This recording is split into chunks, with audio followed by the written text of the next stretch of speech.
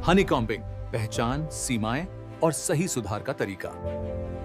Concrete pouring के बाद गड्ढे। अगर खाली जगहें या एग्रीगेट साफ दिख रहे हैं तो ये सिर्फ फिनिशिंग का मुद्दा नहीं है, ये हनीकॉम्बिंग है और इसे नजरअंदाज करना स्ट्रक्चर की मजबूती के लिए खतरनाक हो सकता है। हनीकॉम्बिंग तब होती है जब कंक्रीट को ठीक से कॉम्पैक्ट नहीं किया जाता और सीमेंट मोर्टार एग्रीगेट्स के बीच की जगहों को पूरी तरह भरने में असफल हो जाता है।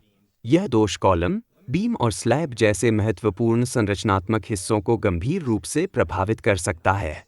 आईएस कोड्स के अनुसार हनीकॉम्बिंग की सीमाएं, विशेष रूप से आईएस 456-2000 और एएस 4926, हनीकॉम्बिंग को 3 श्रेणियों में बांटा जाता है।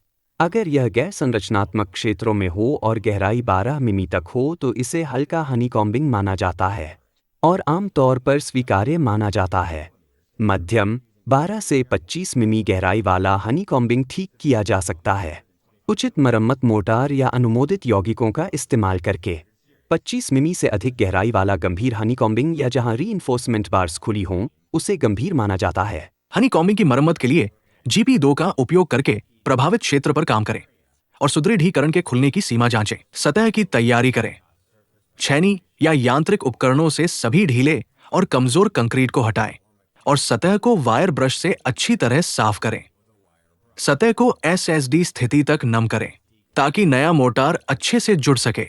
मजबूत चिपकाव सुनिश्चित करने के लिए नीडो बॉन्ड लगाएं पुराने और नए कंक्रीट के बीच। GP2 को 25 किलो के बैग के लिए 4.5 लीटर पानी के साथ सही अनुपात में मिलाएं। कम से कम 3 से 7 दिनों तक क्योरिंग करें। सभी जोड़ कसें और सीमेंट स्लरी के रिसाव को रोकने के लिए मास्किंग टेप या फोम का उपयोग करें। लीकेज रोकने के लिए ये कदम उठाना जरूरी है, अन्यथा केवल कंकड़ अंदर रह जाएंगे जिससे हनीकॉम्बिंग होगा। सुई को हमेशा लंबवत डालते समय वाइब्रेटर का उपयोग करें।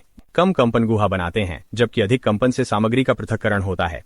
कंक्रीट कार्यशीलता के लिए न तो बहुत सूखी और न ही बहुत गीली होनी चाहिए। सघन सुदृढ़ीकरण में प्रवाहशीलता बढ़ाने के लिए सुपर प्लास्टिसाइजर का उपयोग करें। मुक्त गिरावट की ऊंचाई नियंत्रित करें। कंक्रीट को 1.5 मीटर से अधिक ऊंचाई से मुक्त गिरने न दें क्योंकि इससे एग्रीगेट अलग हो जाते हैं।